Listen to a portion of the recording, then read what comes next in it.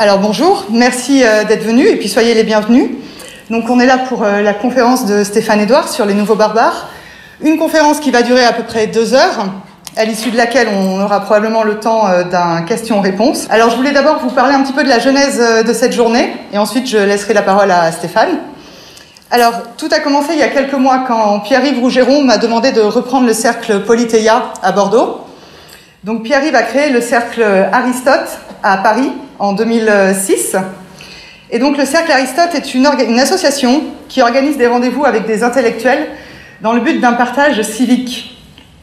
Et le cercle Politeia a vocation à ressembler au cercle Aristote en se proposant d'éduquer la jeunesse à la pensée politique.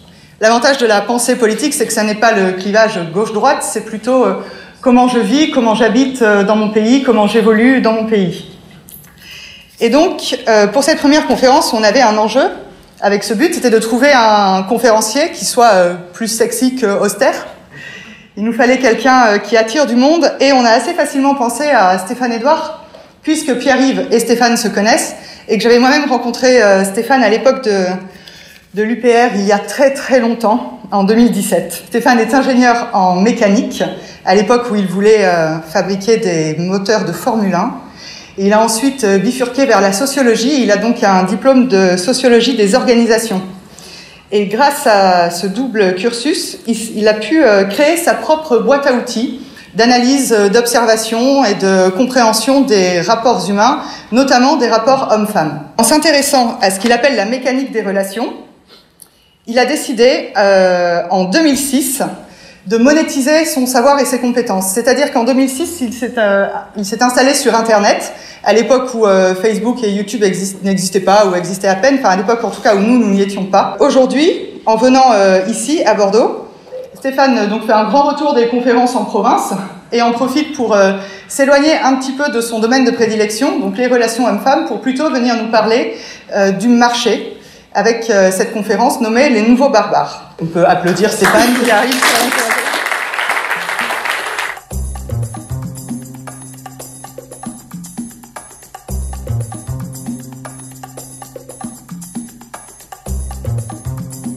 Aujourd'hui, je suis en grand écart, à la Jean-Claude Van Damme, sans les camions Volvo. Je suis en grand écart avec la sociologie, entre guillemets, académique, c'est-à-dire celle qui parle du marché, celle qui parle de l'économie, celle qui parle de la population. Grand écart que je vais tenter d'accomplir, évidemment, sans me déchirer le pantalon et sans me déchirer les adducteurs. Je vous invite à un petit exercice mental qui ne va pas être évident. Je ne vous connais pas, mais je connais votre plus grand dénominateur commun. Vous êtes probablement adepte de réinformation, vous êtes probablement border dissident, ou en tout cas, si vous n'êtes pas dissident, vous êtes discordant, vous ne communiez pas dans l'église de la bien-pensance. En tout cas, si vous le faisiez, je pense que vous ne seriez pas là. Donc, abstenez-vous de haïr le morphotype, l'archétype du personnage que je vais vous décrire. Le prototype du monstre que je m'apprête à vous décrire, on l'a un peu tous. Ne le haïssez pas tout de suite, ne le balayez pas d'un revers de la main méprisant. C'est la seule chose que je vous demande. Voilà. Le génie, l'inspirateur, le sismographe à l'origine du concept de barbare s'appelle Alessandro Baricco. C'est un des plus gros vendeurs de livres italiens. En général, quand on dit gros vendeur de livres, justement, c'est plutôt disqualifiant, mais là, il ne faut pas le disqualifier. Donc, je ne m'attribue pas la paternité de ce concept, je le dis, je le répète, il y aura toujours un rageux sur Internet qui va dire gna. Bon, je n'ai à aucun instant prétendu m'arroger la paternité de ce concept génial. J'essaie de lui faire franchir les Alpes, car selon moi, il manque énormément au débat média politique. Il manque au débat sur les gilets jaunes, il manque au débat sur la consommation, il manque au débat sur la culture, il manque au débat sur l'abrutissement, il manque au débat sur le formatage intellectuel. Je n'entends jamais avancer ce concept de barbare dans les émissions, sur les plateaux que je suis, et je trouve que ça manque. Donc mon ambition du jour, comme on dit désormais sur Internet, c'est, vous savez, quand quelqu'un arrive avec un truc un peu border, il dit « je pose ça là », et ben voilà, je pose là en France un concept qui n'a pas franchi les Alpes, et si j'ai pu aider, et si vous l'entendez repris de la bouche de vos intellectuels favoris sur Internet, eh bien j'espère au moins y avoir été pour quelque chose.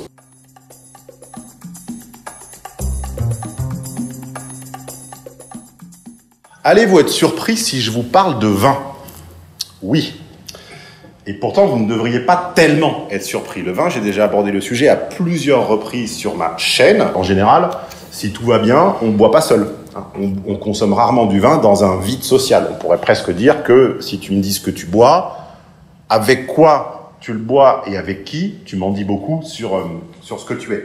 Voilà. Donc sur une de mes meilleures vidéos complètement inconnues, qui s'appelait l'orgie, le rôle du vin dans l'orgie gréco-romaine, je rappelais que à l'époque, la consommation, d'abord le vin était dilué, qui n'était pas très œnophile, mais qu'il avait au contraire pour but de se détendre, que c'était un vin de détente, et que l'on buvait en groupe pour justement ne pas trop se laisser aller et pour être soumis à la supervision de ses voisins et de ses pairs. Le banquet gréco-romain, c'était pas une orgie où tout le monde se cachait dans un coin obscur pour aller y faire des choses indicibles. C'était au contraire se laisser aller au plaisir de l'ivresse sous le regard de gens qui pouvaient vous foutre la honte si vous exagériez. Voilà. C'est en cela que je vous dis que le vin est une composante sociologique très intéressante sur laquelle on a assez peu écrit. Pendant des années, disais-je, donc là, on n'est plus chez les païens, on n'est plus en moins 500, Constantin est passé par là, on est tous chrétiens, enfin, plus pour longtemps, mais on l'est encore un petit peu, en tout cas d'habitude, de praxis. Le marché du vin, disais-je, à l'échelle mondiale, était un marché assez simple, en fait, partitionné, circonscrit. On n'en consommait pas du tout dans plein de pays du monde, beaucoup dans d'autres, comme par exemple la France et l'Italie. Et en France et en Italie, donc on produisait et on consommait une majorité de vins de merde, qu'on appelait du vin de table. Je sais pas si c'est chez vos grands-parents, il y avait ces espèces de vins en bouteille en verre qui sortaient de je ne sais où, d'un cubi plus ou moins propre. Donc ça s'appelle des vins de table. Mais à côté des vins de table, enfin à côté, au-dessus, par culture et par passion, on produisait également des vins artistiques, qu'on appelait des grands vins, si vous voulez. Avec la fin de la Seconde Guerre mondiale, oui, grands-parents, arrière-grands-parents, Seconde Guerre mondiale, les soldats américains rentrant au bercail rapportent avec eux, pas du vin, parce que c'était compliqué, vous imaginez les conditions. Déjà aujourd'hui, essayer de rapporter du vin aux US, vous allez rigoler. Donc imaginez en 46 ou 45. Donc ils n'ont pas rapporté de vin, ils ont rapporté quoi? Le souvenir du vin. Le goût du vin, mais pas de vin.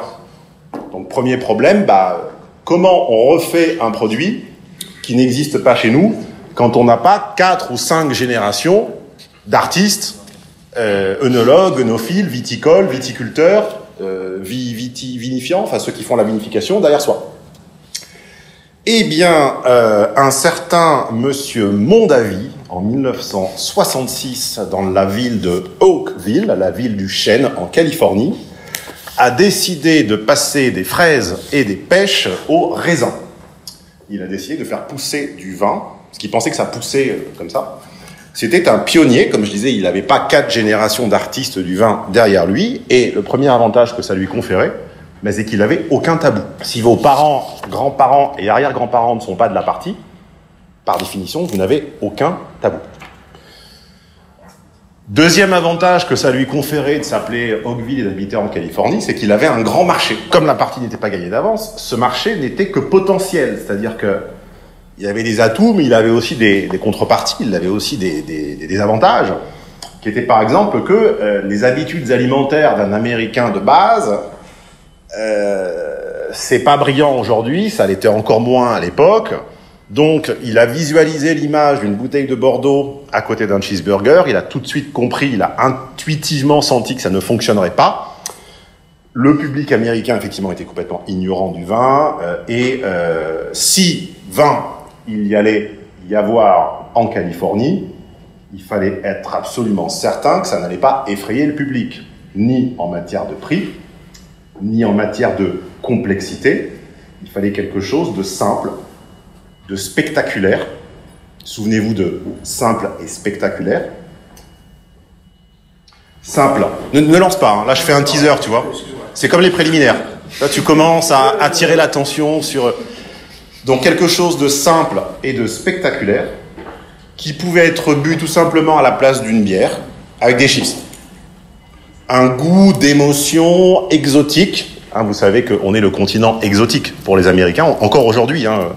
Regardez, vous suivez n'importe quel youtubeur américain, quand il critique, quand il commente un produit européen, c'est exotique. Exotique car, exotique watch, exotique.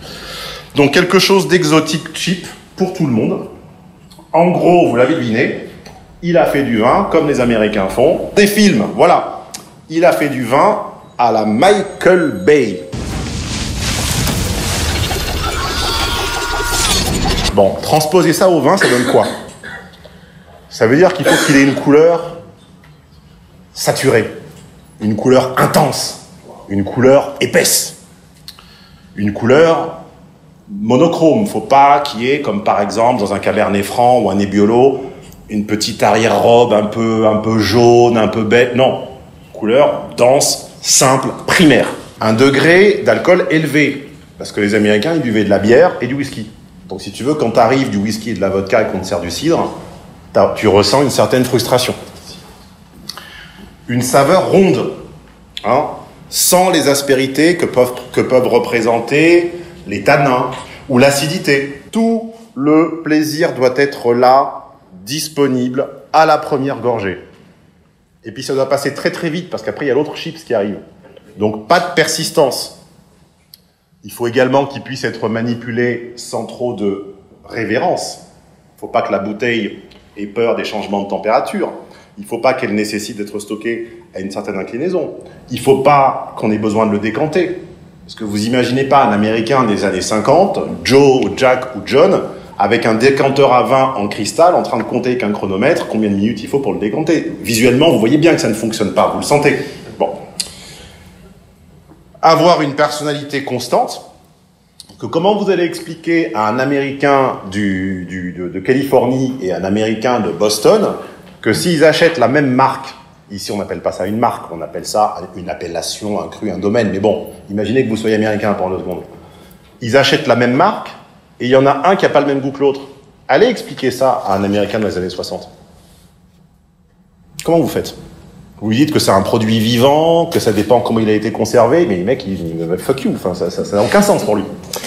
Donc une personnalité constante, rendre négligeables les différences entre les millésimes, ben oui, parce qu'une fois que vous lui avez expliqué que le vin à Boston n'a pas le même goût, alors que c'est la même marque, allez lui expliquer que le 2003 n'a pas le même goût que le 2006. Comment vous faites? Avec un vin à la Michael Bay, vous devez être en mesure de vous convaincre d'avoir trouvé le vin idéal pour votre apéro. Résultat, en 30 ans, la consommation des US la consommation américaine de vin a augmenté de 500%. On boit maintenant du vin au Cambodge, au Mexique, au Yémen, en Égypte.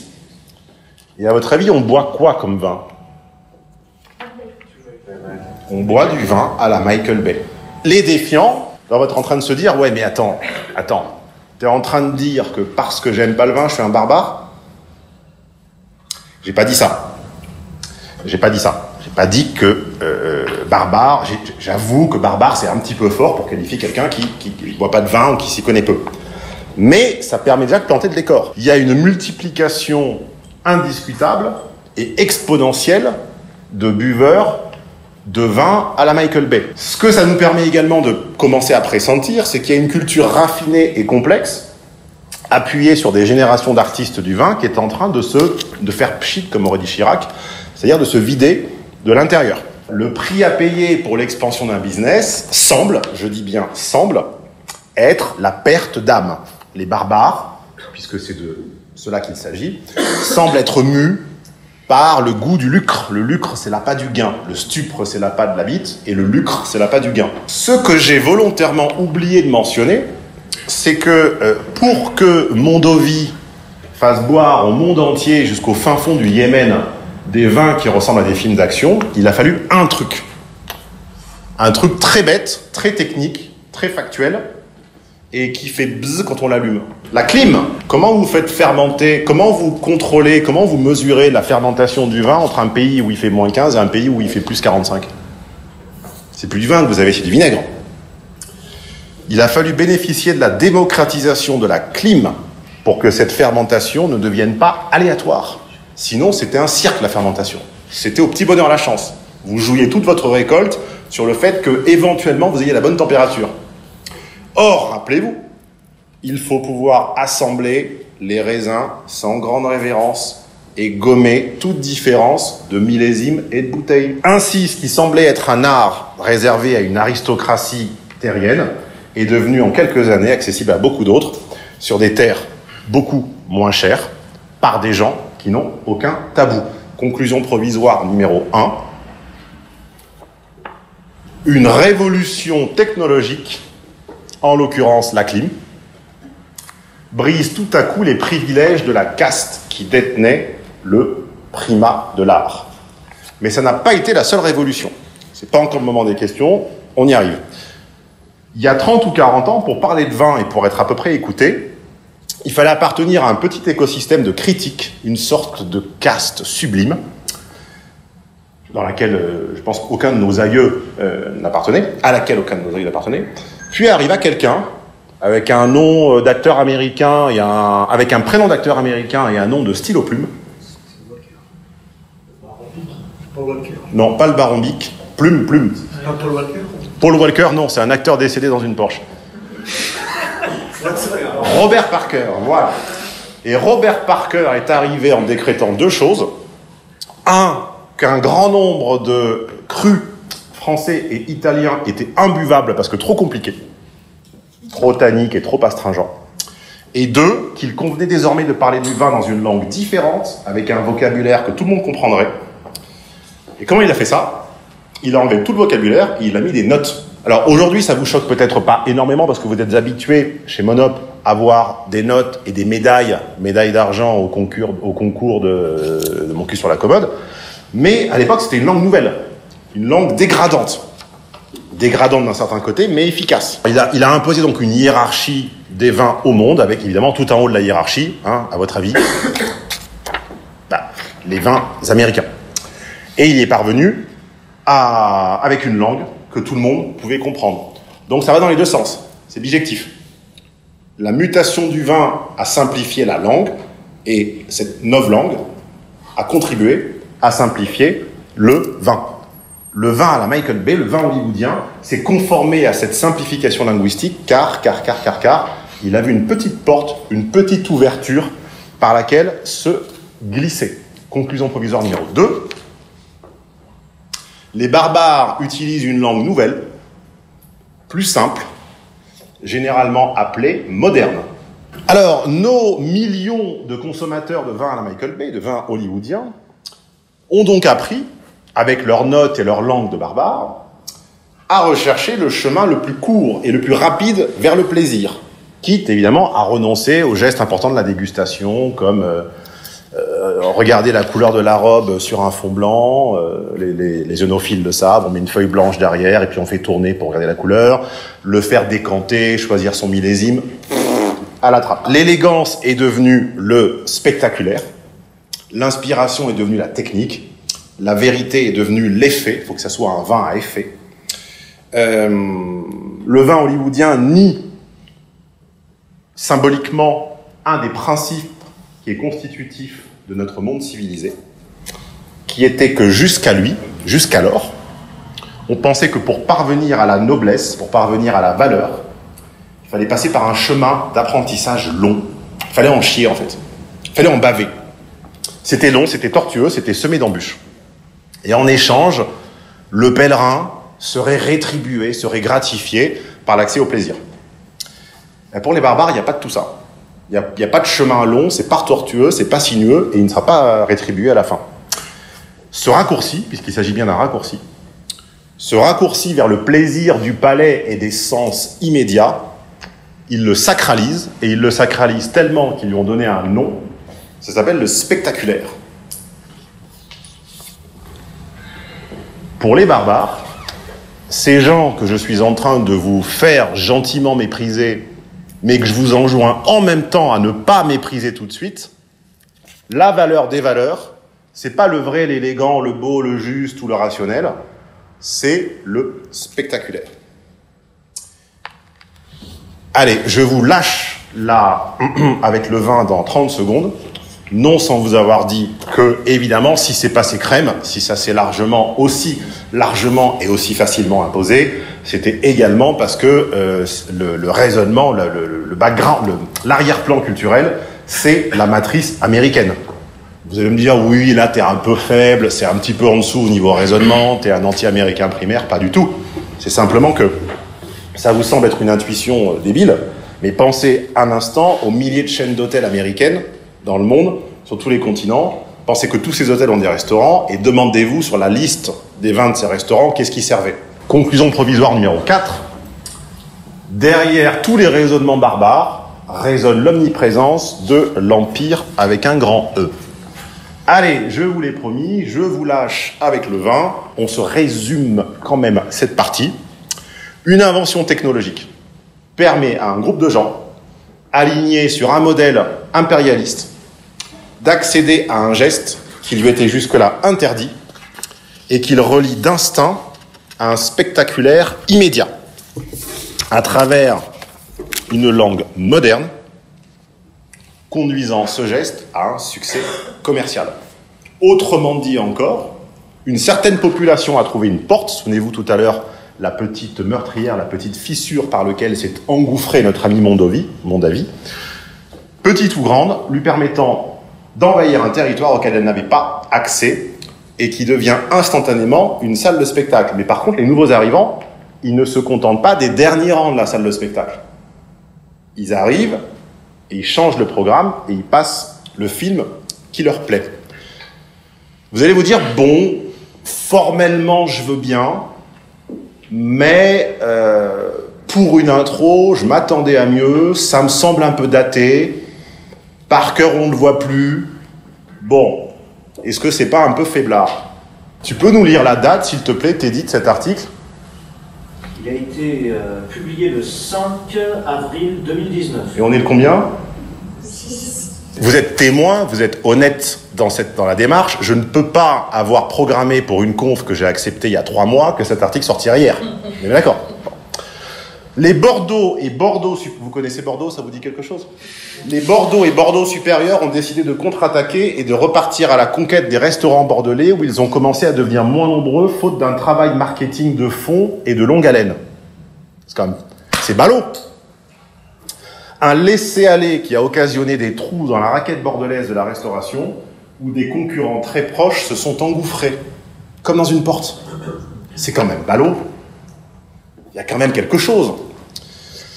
Ils n'ont pas assez de Bordeaux servis dans les restaurants de Bordeaux. C'est un constat paradoxal, nous dit l'ODG, l'organisme de défense et de gestion ex-syndicat viticole, blablabla. Je vous fais des coupures. Les Bordeaux ne sont pas assez servis. Nous ne sommes pas assez fiers de nos vins qui parfois sont totalement absents des cartes des restaurants. Il y a des trous dans la raquette. Ils se sont fait doubler par des blancs liquoreux, des assemblages de 6 cépages et des rosés de Provence.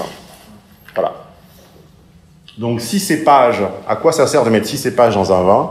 Ça sert à gommer toutes les différences. Parce que quand vous mélangez 6 cépages différents, eh ben, vous répondez aux critères, moins de différence par rapport à la bouteille, moins de différence par rapport au millésime, parce que si vous en mélangez 6, forcément, c'est comme si vous mélangez 6 jus de fruits. Si vous mélangez 6 jus de fruits, vous pouvez avoir la pomme un peu moins bonne, la banane va couvrir, d'accord? Donc ils se font des... Alors le rosé, c'est sympa. Le rosé, c'est simple, c'est spectaculaire, ça reste pas longtemps en bouche, c'est pas persistant. Vous les voyez mes critères du début là ou bon. Le succès marketing des vins signés Château Tariquet avec un blanc semi-liquoreux. Semi-liquoreux voulant dire sucré, sucré voulant dire rond et agréable en bouche tout de suite, donc spectaculaire. Les Côtes de Gascogne assemblées avec 6 raisins, je vous l'ai expliqué, et les rosés de Provence. Alors, si on s'arrête là, ben on est tous très cons. Si on est agacé par la facilité, le spectaculaire, la réduction du goût, la contraction culturelle, ben on n'a pas compris les barbares du tout. La suite de la conférence va consister à essayer de replacer cette dégradation culturelle, apparemment illogique, à l'intérieur d'un réseau d'événements très logique, où il ne s'agit plus d'un grotesque passage à vide de l'intelligence collective, d'un moment d'amnésie temporaire ou de stupidité collective ou de relâche des sens. On parlait hier soir avec Teddy de ces journées un petit peu trop longues où là, on a envie de regarder une connerie à la télé. C'est pas que collectivement on a envie de boire de la merde, c'est qu'il y a une logique à tout ça. La logique, c'est que dans ce qu'on pourrait penser être un passage à vide de l'intelligence et du goût collectif, transitent des courants d'énergie, engendrés par des événements qui ont besoin de ce raccourci, de cette simplification, de cette bêtification pour s'exprimer. Alors on peut, et ça a été mon cas à la lecture de ce livre, et c'est mon cas quotidiennement, on peut de façon épidermique avoir envie de rejeter les barbares, on peut partitionner le monde, on peut le couper en deux, on peut s'en exonérer, on peut s'en distancer, mais en le faisant, c'est un petit peu comme si on avait décliné la machine à vapeur pour le cheval, quoi. Parce que quand la machine à vapeur est arrivée, pour un cocher, c'était très barbare aussi. Pensez que pendant des siècles, on n'a peint que des madones. Des madones, des petits Jésus, des dépositions et des annonciations. Vous venez chez moi en Italie, vous allez voir toutes les chapelles, toutes les basiliques, toutes les églises et tous les musées. Hein, on a l'impression que c'est tout la même chose. Imaginez-vous le premier qui a peint une chambre, un lit, une tomate, un chien. Arrêtez-vous un instant sur l'exercice de flexibilité mentale qu'il faut pour concevoir au sein du même art le passage de la mère de Jésus à un canard. Mais regardez aussi l'univers des possibles, les flux, la force qui fut libérée par un canard aussi barbare.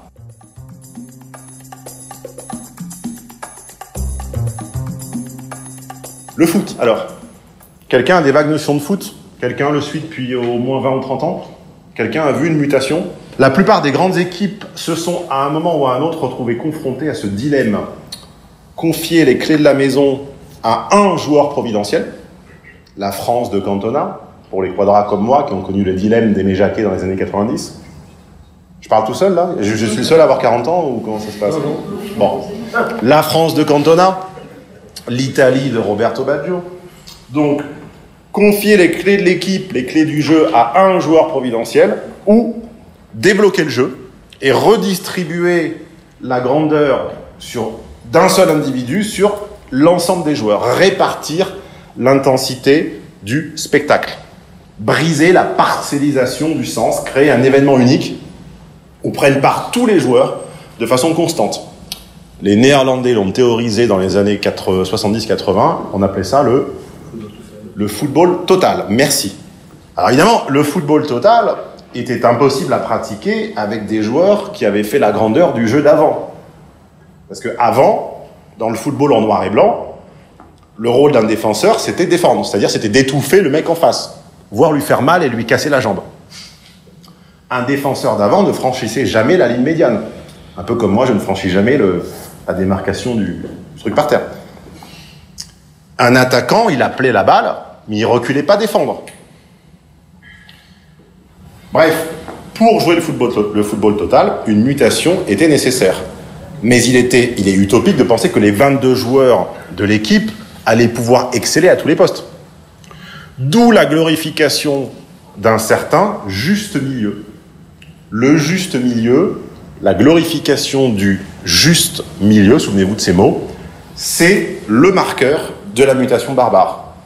Et si vous y pensez 2 secondes, le juste milieu, c'est finalement assez déprimant. Aux yeux de quelqu'un du monde civilisé, il va chercher l'excellence.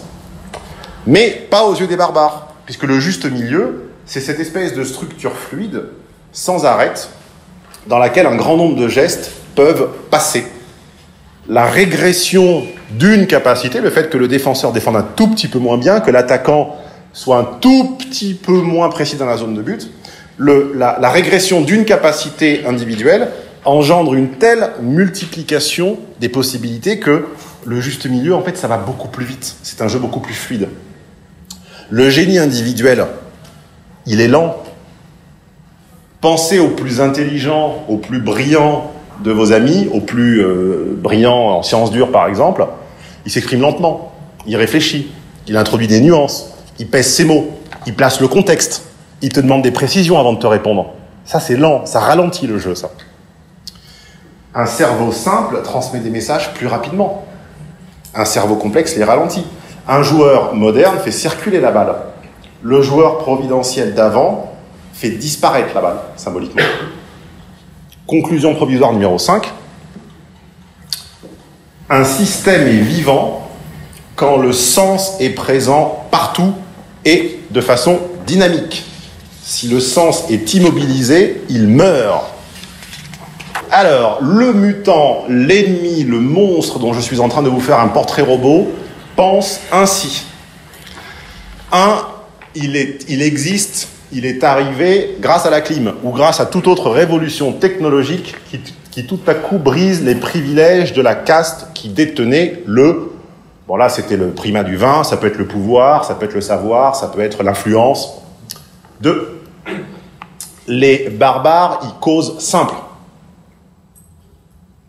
3. Il faut que ça pète tout de suite. Il faut que ça parle.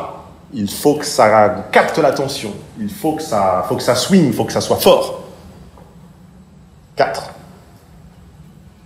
Avec un jargon généralement basé sur la langue de l'impérialisme culturel, donc l'anglais, pour l'instant. Pour l'instant. Inch'Allah, comme on dit.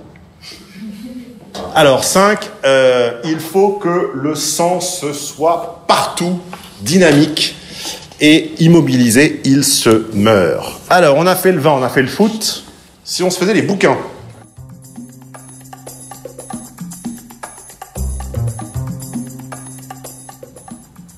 Parce que ça, si c'est pas un poncif, ça, si c'est pas un lieu commun, de dire que le monde des livres est assiégé par les barbares, que les gens ne liraient plus, que ceux qui font encore des livres sont obsédés par le lucre, c'est-à-dire l'appât du gain, merci, par le gain immédiat, par le profit, par la commercialisation, c'est même plus un lieu commun, ça sort tout seul, quoi. C'est quasiment, c'est automatique. Sauf qu'en vrai, les gens ne lisent plus, l'édition aux US, par exemple, encore une fois, c'est toujours là où les chiffres sont plus faciles à trouver, bah, en 10 ans, c'est plus 60%, quoi. Donc je ne veux bien que les gens ne lisent plus, mais sauf que qui achète les 60% de livres en plus? En Italie, où les barbares a été écrit, le chiffre d'affaires de l'édition a fait en 20 ans x4. C'est pas 60%, c'est 400%. Je ne veux bien que les gens ne lisent plus, j'arrive. Souviens-toi la question, là, tu vois, en haut à gauche, là, hop, derrière la tente. Je veux bien que les gens ne lisent plus, mais qui a acheté ces putains de 400% de bouquins en plus? Bref, dire que la commercialisation à outrance engendre une destruction de la civilisation précieuse, est-ce que c'est vraiment pertinent? Est-ce que c'est peu pertinent? Est-ce que c'est impertinent? Est-ce que c'est faussement pertinent? Si on essayait d'appliquer exactement le même raisonnement que pour le vin et pour le foot au livre, ça donnerait quoi? Qui lisait des bouquins en 1700 et quelques, à votre avis? Ceux qui savaient lire. Ceux qui savaient lire. Mais même, c'est encore plus réduit que ça. Eh ben, en 1700 et des brouettes, les gens qui lisaient des bouquins, c'était globalement ceux qui en écrivaient. Et pas beaucoup plus.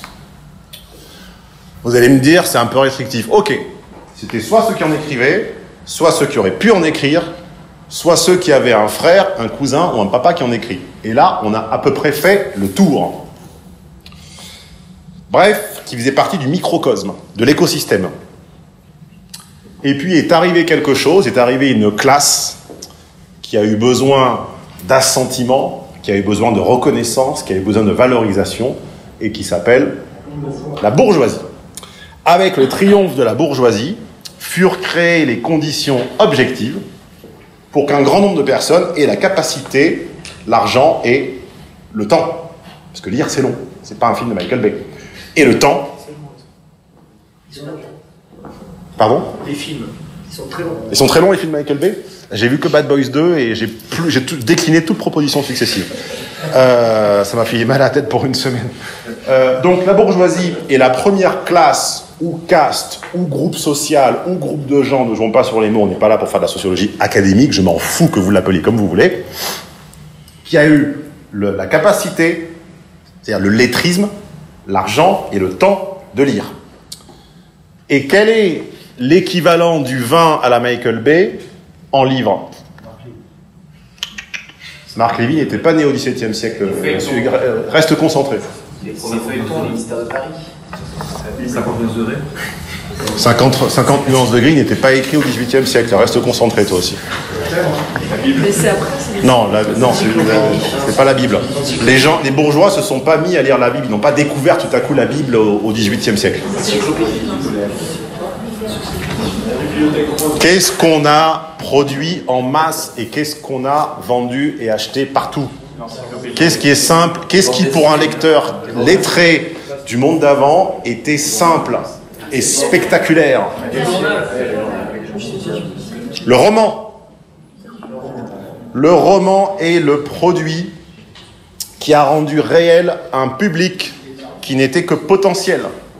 C'est-à-dire qui symboliquement n'existait que sous l'épiderme des choses, sous la surface du monde. Mais, bon, vous avez pas été très intuitif sur cette devinette. Vous êtes pardonné parce qu'on s'en fout un petit peu. L'important, c'est la phrase d'après. Que ce soit le roman, ou que ce soit le journal, ou que ce soit l'encyclopédie, peu importe, c'est à la limite presque peu pertinent. Ce qui compte, c'est la phrase d'après. C'est quoi la chose importante à retenir de cette histoire? À quoi va revenir notre conclusion provisoire numéro 6? Est-ce que vous pensez que quand on a invité le roman, quand on a inventé le roman, quand on a décidé de produire en masse du roman, est-ce qu'on l'a fait pour un petit groupe de lettrés qui avaient montré patte blanche? Ou est-ce que quelqu'un s'est pas dit, bah tiens, si on en vendait le plus possible, ça serait cool? Ouais, il faut qu'il y ait un marché. Ils ont créé le marché peut-être? Non, le marché, il pas. Le roman du 19e siècle a été pensé pour conquérir la totalité du marché disponible.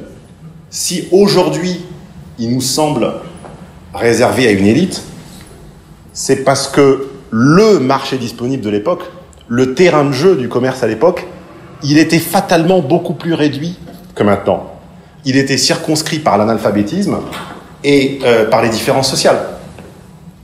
C'est l'intelligence, la culture, les arrière-plans, la maîtrise de la langue du marché des gens qui, à l'époque, pouvaient acheter les livres, qui a fait ce qu'aujourd'hui on perçoit comme leur qualité, leur hauteur, leur grandeur ou leur noblesse. Aujourd'hui, la même logique aboutit aux auteurs que tu viens de citer. La logique commerciale derrière Marc Lévy, derrière Guillaume Musso ou derrière le top 500 dont je vous épargne la lecture. Au début, je l'avais mis le top 500 des livres vendus en France en 2018. Je vous en épargne la lecture. La logique est exactement la même. Le produit, il sort pour conquérir tout le marché. Les frontières du marché, elles sont technologiques, elles sont sociologiques, elles sont culturelles, mais ce n'est pas le produit qui se brime. Il n'est pas élitiste à la base. Tout ce que nous considérons aujourd'hui comme un art élevé, à l'abri de la corruption marchande, est né, je vous le redis un petit peu mieux, pour satisfaire la totalité de son public sur une ligne 100% commerciale. Il n'y avait pas de frein artistique. L'illusion d'optique que l'on a maintenant rétrospectivement quand nous-mêmes ou nos enfants ouvrons un Flaubert ou un Balzac, c'est qu'à l'époque, ces publics, du moins jusqu'à la moitié du XXe siècle, étaient demeurés restreints par des motifs sociologiques. Donc, ce qu'on appelle aujourd'hui la qualité, ce qu'on appelle l'art, ce qu'on appelle la grande littérature, c'était précisément l'expression des besoins du petit groupe restreint de gens auxquels ils s'adressaient. Autrement dit, c'était le miroir de leur vie quotidienne. Les gens qui achetaient des livres au XIXe siècle, ils avaient un libraire, ils lisaient les pages culturelles des journaux, ils avaient une bibliothèque dans le salon, et ça s'arrêtait là. C'était eux qui achetaient.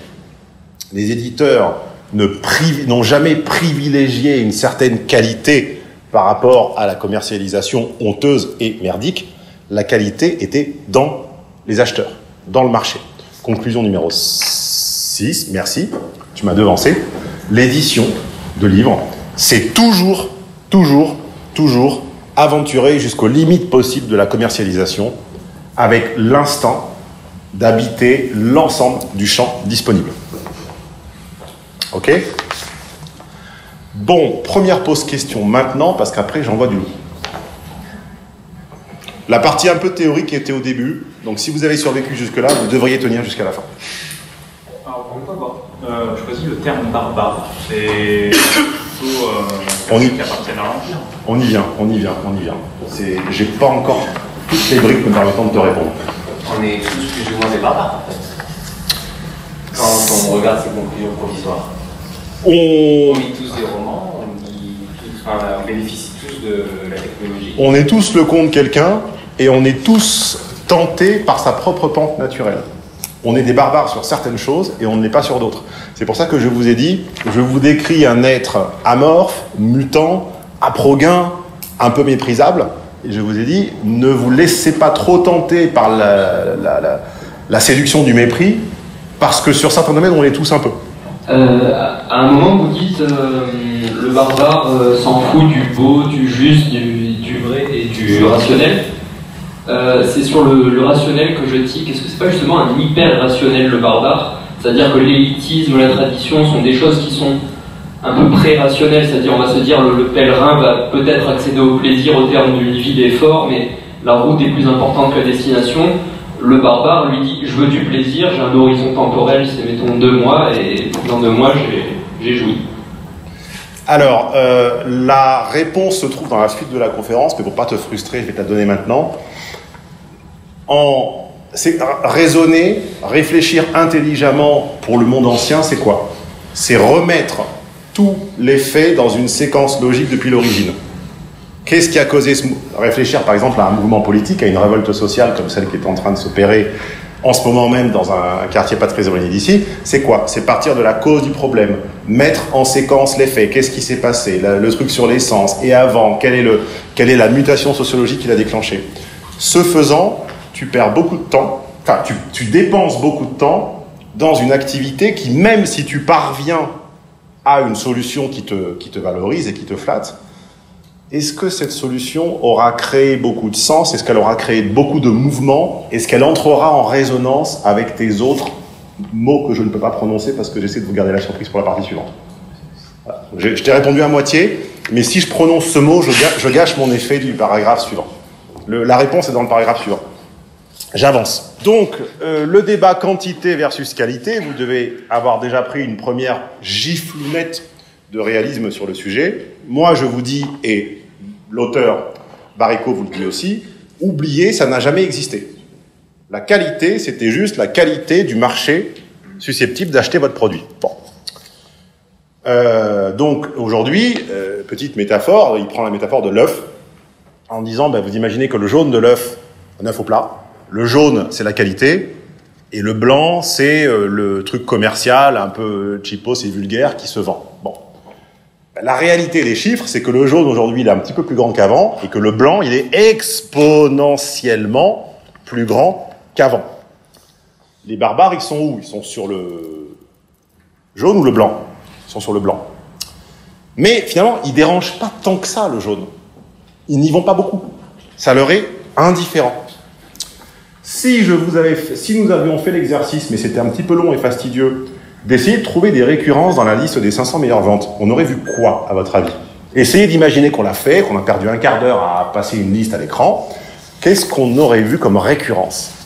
C'est quoi le point commun dans plusieurs dizaines ou centaines de ces 500 meilleures ventes? Un nombre de pages? Non. Il y a des courts et il y a des très longs. Le Seigneur des Anneaux, c'est une très longue trilogie, ça n'a pas empêché que ça explose. Non. Le champ lexical. Le champ lexical, peut-être, mais ça se discute. La couverture médiatique. Non. Ah, il y a des livres qui se vendent beaucoup. Le truc de l'intestin, ça s'est vendu sans médias au début. Ouais. La pub ne fait pas vendre. En tout cas, ne lance pas le mouvement. La technologie, non, il n'y a pas que des livres de technologie dans les 500 meilleures ventes. La distribution? Non. La régularité, ils sortent des bouquins régulièrement. Non, vous avez tous tout faux. Le point commun aux 500 meilleures ventes, en tout cas à une quantité impressionnante de ces 500 meilleures ventes, c'est que ce sont des livres qui ne sont pas nés dans le monde du livre. C'est des romans écrits par des vedettes de TV, c'est des essais écrits par des youtubeurs, c'est toutes sortes de récits concoctés par toutes sortes de gens connus qui ne sont pas nés, qui n'ont pas grandi, dont la vie, dont la lignée, dont le lignage, dont l'engeance, c'est pas les bouquins. C'est ça le point commun. Ils racontent des histoires parfois déjà racontées ailleurs, sur d'autres canaux, Internet notamment. Ils expliquent des faits qui se sont passés à un autre moment, sous une autre forme. Ils écrivent leur vie. Ils parlent de faits qui se sont passés dans un autre domaine professionnel ou artistique. Alors, vous allez me dire, bon, t'es un peu en train de critiquer les best-sellers, c'est peut-être une acidité de ta part, parce que t'as pas fait de best-seller dans ta vie. Bon, c'est vrai que mes 2 bouquins ne sont pas dans la liste des 500, mais c'est pas acide du tout. C'est vrai que c'est vulgaire de critiquer les best-sellers. C'est vulgaire, c'est facile, c'est simple. Mais ce qui est beaucoup moins vulgaire, c'est l'idée suivante. C'est que la valeur du livre réside dans ce qu'il s'offre désormais comme élément d'une expérience plus vaste. Souvenez-vous du mot expérience. Là, c'était une giflounette tout à l'heure, vous avez rien senti, ceux qui avaient une barbe, ça a amorti, ils ont même pas... Dans pas longtemps, vous allez prendre une gifle. Tiens-toi prêt. La valeur du livre réside dans ce qu'il s'offre comme élément d'une expérience plus vaste, comme séquence, comme segment d'une séquence, je vous ai dit au début de vous souvenir de séquence, commencée ailleurs et qui se terminera peut-être ailleurs. Mes 2 bouquins, par exemple, s'ils manquent pas d'un certain panache, surtout le premier, ils sont parfaitement barbares. Ils étaient le point de passage d'une séquence qui allait me mener respectivement d'Internet à la radio pour le premier et de invité télé à chroniqueur télé pour le second. En tout cas, c'était ce que j'espérais et ce que je pensais. Ça n'a pas fonctionné. Un livre dont l'intérêt principal se situerait dans la syntaxe, le style, le vocabulaire, l'histoire ou toute forme de goût pour la civilisation du livre ne peut pas intéresser les barbares. Ils le jugeront pauvre de sens. Conclusion provisoire numéro 7. Les barbares recourent au livre pour compléter des séquences de sens qui naissent ailleurs et se poursuivent ailleurs. Donc en examinant le blanc de l'œuf, souvenez-vous la métaphore, on y découvre sans surprise des comportements simplistes que certains d'entre nous qualifieront de minables, mais aussi une idée qui n'est pas minable du tout. Pour le barbare, le bouquin, c'est un neurotransmetteur. C'est quelque chose qui fait transiter du sens à partir de zones limitrophes mais différentes. Souvenez-vous, passer d'Internet à la télé, de la télé à la radio, de la bande dessinée au roman, du roman à l'essai, de l'essai à la poésie, de la poésie au roman, de la biographie au marketing. Si dans un livre passe une grande quantité de monde extérieur, une grande quantité de cinéma, une grande quantité d'Internet, une grande quantité de télé, de chansons, d'actu, alors c'est un livre à lire. En revanche, si son contenu est immobile, c'est-à-dire s'il ne communique pas avec le monde extérieur, alors c'est un livre inutile et qui ne se vend pas. La gifle arrive, je vois les impatients, la gifle arrive, je vais vous dire exactement où elle est. La gifle est là. Screenshot. Alors, on a fait le foot, on a fait le vin, on a fait les bouquins. Si on se faisait Internet.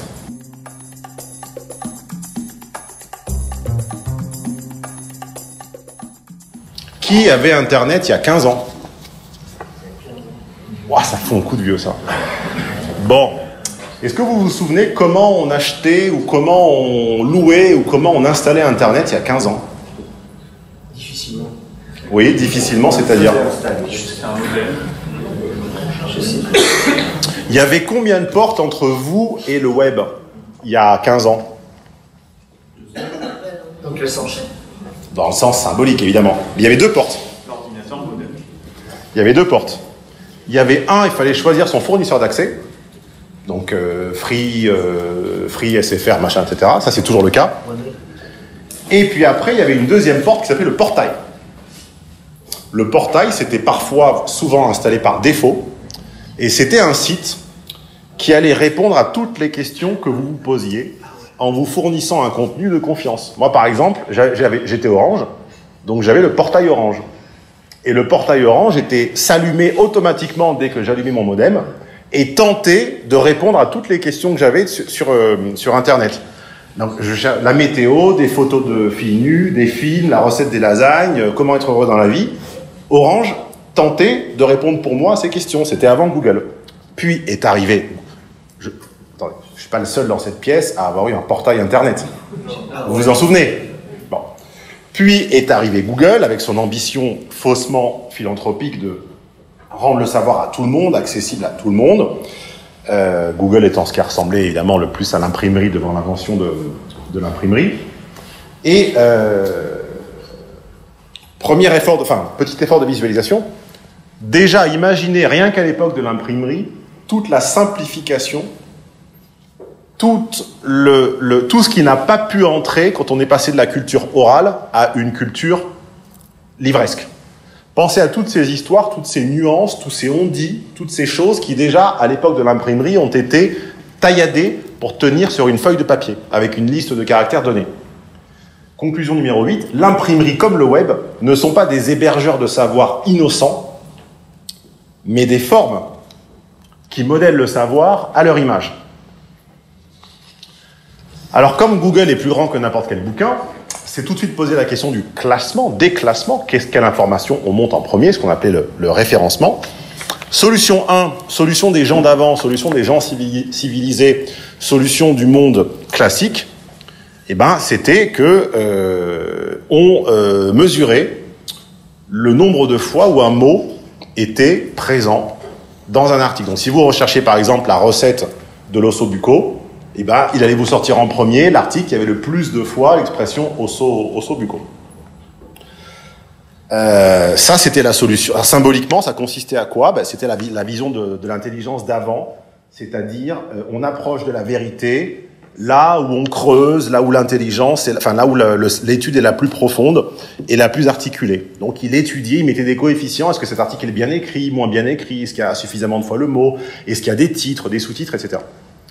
La solution 2, eh ben, ça a été de se baser sur ce qui se passait en recherche scientifique, c'est-à-dire qu'une publication en sciences n'a de la valeur que par rapport au nombre de fois où une autre la cite. Et c'est ça le modèle de Google, c'est que c'est le nombre de fois où votre article est cité par d'autres qui en définit désormais le classement et donc la valeur. Ça, vous le savez, je ne vous apprends rien. Est-ce que par contre vous avez conscience de ce qui se passe? C'est-à-dire que si je tape chef-d'œuvre littéraire, et que ça me sort en première page, Proust. Que vous aimiez ou pas n'est pas le sujet. C'est pas que des liens en provenance de pages littéraires qui ont amené Google à décider qu'il devait me sortir Proust. C'est toutes sortes de liens. C'est des liens sur des sites de BD, des sites d'infos, des sites de météo, de cuisine. C'est un billard. Je joue pas très bien au billard, je pense que la boule ne fait pas ça, mais enfin, c'est un billard de trajectoire où Proust est le trou et vous la boule.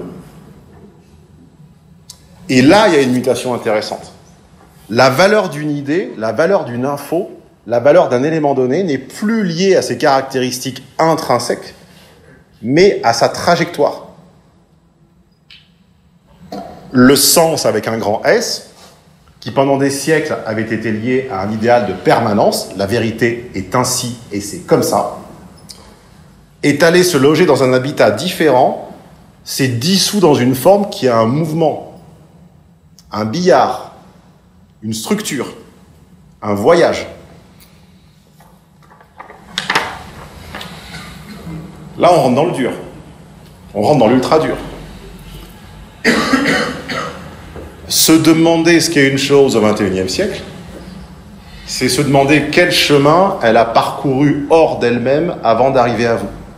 Ce mouvement impulsé par des millions de surfeurs à la recherche d'informations sur Internet, bon, vous n'êtes pas là pour faire une conférence sur le référencement, le SEO, les liens, les backlinks.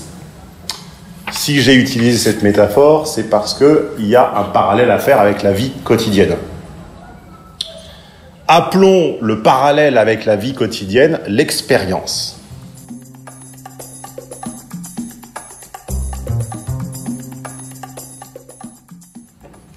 L'expérience étant ce billard, ce jeu, ce mouvement, ce truc abstrait qui va devenir très très concret là, consistant à chercher le mouvement, toujours le mouvement. C'est vrai que l'expérience, c'est important dans la vie quotidienne. L'expérience, c'est le moment où tu comprends la différence entre « attention, c'est chaud » et « ouille, je me suis cramé ». C'est, en philosophie, on dirait, c'est le lieu où la perception du réel, tout à fait, la perception du réel se cristallise. C'est « aïe, merde, c'était chaud, j'ai une cicatrice à vie ». Là, le réel s'est cristallisé sur ton doigt. Faire l'expérience de quelque chose, c'est en prendre possession, c'est se sentir plus fort, se sentir maître du moment présent. Je craignais quelque chose, je le redoutais, j'ai passé mon examen, j'ai réussi, j'en ai fait l'expérience, j'en ai moins peur.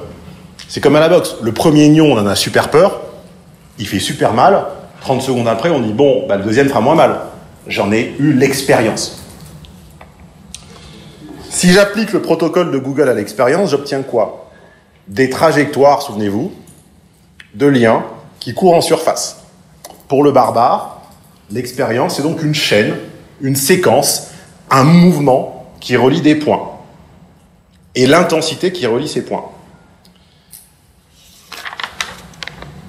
Dessiner une trajectoire, quoi. Une trajectoire qui ne doit pas s'arrêter. Il ne faudrait pas gâcher une belle parabole, un beau dessin, un beau geste, complet, rapide. Il ne faudrait pas s'arrêter trop longtemps sur des choses ou sur des lieux. Vous avez tous des amis américains, russes ou chinois qui vous ont dit tiens, on va venir visiter ton pays. Et puis en fait, vous pensiez qu'ils allaient faire 2 semaines à Bordeaux. Et ils ont fait 48 heures à Bordeaux, 1 jour à Paris, 2 à Berlin, 1 à Rome, 2 à Dublin. Et ils ont fait toute l'Europe en billard, en trajectoire, en 2 semaines. Et ils sont rentrés en disant, tu vois, j'ai tenu ma promesse, je suis venu passer 2 semaines chez toi. Et en fait, vous les avez vus 2 jours. Vous l'avez vécu, celle-ci? Non, vous n'avez pas d'amis américains. Non. Bon, et quand vous en aurez, vous verrez que c'est comme ça qu'ils voyagent. Donc, ne pas s'arrêter plus longtemps que nécessaire pour surtout bien garder l'élan de rebondir ailleurs. Alors, tous ceux qui n'ont pas d'amis américains, lèvent la main. Est-ce que vous avez un lecteur de musique? Est-ce que vous écoutez de la musique? Non. Vous voulez écouter en album ou en playlist? En playlist. Est-ce que la playlist ne serait pas symboliquement l'équivalent de l'ami américain qui passe 1 jour dans chaque ville? Ne pas s'arrêter trop longtemps sur l'album. Ne pas s'enlacer. Garder l'énergie de rebondir tout de suite ailleurs. Bon. Les vins simplifiés, les vins à la Michael Bay qui proposaient un ersatz de grand cru sans en être, ils se prêtaient à une rapidité d'expérience, apte à les mettre tout de suite en séquence avec autre chose. Il faut vite pouvoir fermer la bouteille, passer à un autre truc, changer de plat, l'emmener chez des amis, la récupérer, la foutre au frigo, la ressortir. Il faut que ça rentre en séquence. Ces bouquins rédigés dans une syntaxe universelle, qui vient du cinéma, qui vient de la télé, qui vient de YouTube. Le barbare, il ne fait que passer.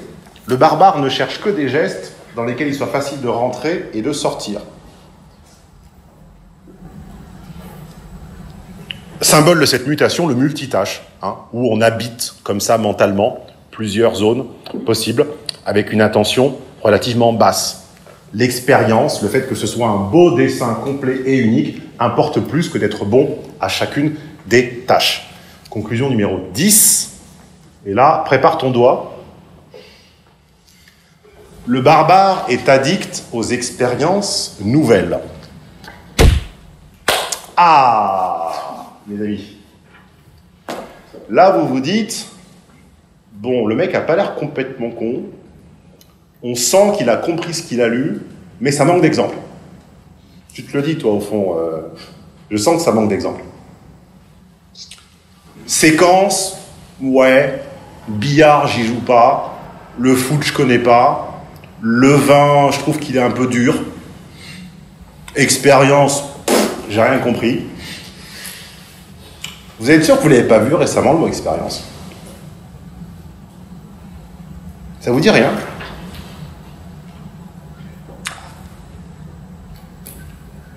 Récemment, j'ai signalé à Facebook un contenu indésirable. Regardez ce que Facebook m'a répondu.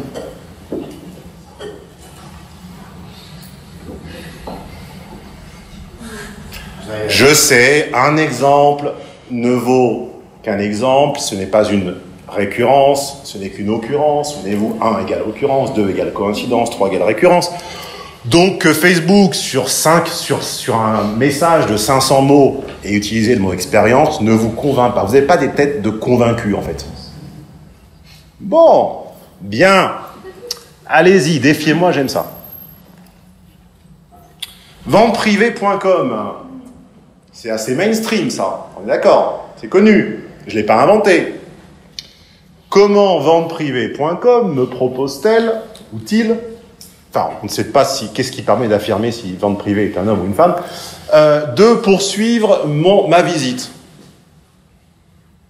Ah ben merde!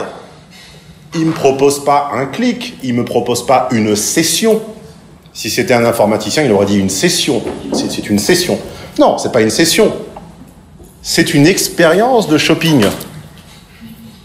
Bon, next. Canal+. Je suis allé voir le documentaire politique d'un ami qui est également un client, qui m'a dit « Va voir mon documentaire politique ». Le site de Canal+ détecte que mon ordinateur n'accepte pas les cookies. Bon, très bien. Comment est-ce qu'il me propose de me les faire bouffer, ces cookies? Il me dit « Mange ton cookie, petit homme, tu auras une meilleure expérience. » Donc là, même les plus rétifs, même les plus revêches, vous êtes d'accord que ça commence à faire 3 exemples. J'en ai 30. Et encore, j'en ai trouvé 30 en 1 heure. En 1 semaine, je vous en trouve des milliers. Vas-y, on les parcourt plus vite.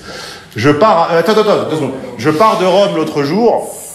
Comment l'aéroport de Rome me propose-t-il de me connecter au Wi-Fi? Rome Airport Experience. Vas-y. Je cherche un hôtel à Paris parce que je songeais m'y rendre pour des raisons dont tout le monde se fout.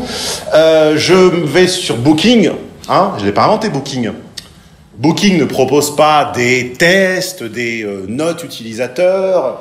Il me dit pas cet hôtel a été visité par 785 personnes. Comment il formule ça? Des expériences. Suivant. Je vais sur YouTube.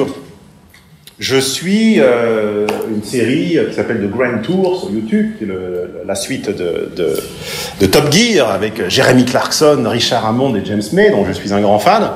Et qu'est-ce que je lis chez le premier barbare qui passe, souvenez-vous, dans le vocabulaire barbare résonnent toujours les mots de l'Empire. This series has been a great experience. Next. J'étais là je ne sais plus, en Belgique. J'étais à Bruxelles il n'y a pas longtemps, je bois un café à l'aéroport, je retourne mon plateau et on me demande de noter l'expérience de mon plateau café. Suivant. À Rome, la visite de la tombe d'Auguste est une expérience breathtaking. Suivant. À Budapest, le week-end dernier, on me propose non pas un concert, pardon pour la qualité de la photo, j'étais à contre-jour, on me propose non pas un concert de Dire Straits, mais un concert d'imitateurs de Dire Straits qui me fourniront une bonne expérience. Ensuite, donc j'avais envie d'un café, donc évidemment un café tout court, ça pue, maintenant c'est une coffee expérience. Ensuite, j'ai pris un vélo. Ils ont des Vélib à Budapest, vous voyez le prix HUF, donc c'était la monnaie locale. Donc j'ai loué un vélo 4,50 €, donc ça fait 1850 florins ou couronnes, je sais plus comment on dit. Et mon tour de vélo s'est transformé en une expérience agréable. Ensuite, je suis venu ici par Vueling, et évidemment, Vueling a détecté que je n'avais pas l'application sur mon téléphone, ce qui est faux, je l'avais, mais il m'a dit, tu sais quoi, bonhomme, tu n'auras pas une expérience de vie bien complète si tu n'as pas notre application.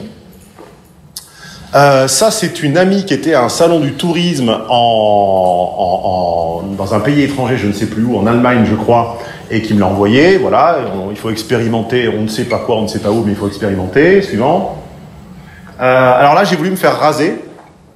J'ai voulu me faire raser toujours c'était où? C'était à Budapest également. Et on m'a dit, non, On ne rase pas, on propose des expériences ultimes. Vas-y. Donc là, si vous avez envie d'aller visiter le Brexit avec François Asselineau et l'UPR et tutti quanti, eh bien, je vous propose de l'expérimenter, parce qu'un pays, ça ne se visite plus, ça s'expérimente. Si vous voulez aller à Disneyland, je vous conseille d'oublier le RER et d'y aller sur l'expérience. Si vous voulez aller faire du ski et vous filmer, n'achetez pas une GoPro, achetez une caméra d'expérience. Si vous voulez aller visiter, alors celui-ci est peu lisible, je vous prie de m'en excuser, le musée de la Première Guerre mondiale, eh bien il va vous être proposé d'expérimenter ce que personne avant vous n'a jamais vécu. Experience what nobody should have ever experienced. Donc expérimenter ce que personne n'aurait dû expérimenter, mise en abîme de l'expérience. Vous en avez assez ou ça vous paraît plus concret ce que je vous dis depuis une heure maintenant ou pas? Allez, voilà, donc là on comprend rien, mais il faut expérimenter quand même, il faut mordre une médaille en chocolat. Nike, voilà, si t'as pas expérimenté Nike, tu n'as rien compris. Et le dernier, on ne part plus en bateau, on fait une expérience de la voile. Voilà. La dernière, la date s'il te plaît, Teddy. Là pour ce mois? Ouais. C'est le 3 avril. Le 3 avril, c'était donc il y a 3 jours. Un exemple vivant, plus que vivant, frais, ultra frais, de l'expérience barbare ultime, pour fêter les 30 ans de la pyramide et les 10 ans de Airbnb, le service de location, genre comme si on ne savait pas ce que c'était qu'Airbnb, gagner une nuit au musée, c'est une occasion unique, boire un verre sous le regard de la Joconde, dîner devant la Vénus de Milo et écouter de la musique classique dans les salons de Napoléon III avant de s'endormir sous la pyramide du Louvre. Vous les voyez, les séquences d'expériences qui s'entrechoquent avec des zones certes limitrophes mais qui n'ont a priori rien à voir les unes avec les autres. L'hôtellerie et la pyramide du Louvre, la musique classique et la salle de Napoléon III, dîner et la Vénus de Milo. Vous le voyez l'entrechoc d'expérience là? Ça vous paraît plus concret ce que je vous dis depuis une heure? Préparez-vous en sortant, le mot expérience, vous allez le voir partout. Partout. Entre maintenant et minuit, vous allez le voir 25 fois. C'est horrible. Quand on l'a remarqué, on ne voit que ça, que ça, que ça. Alors la musique, justement.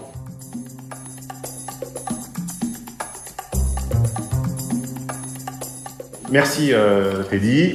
La musique, justement.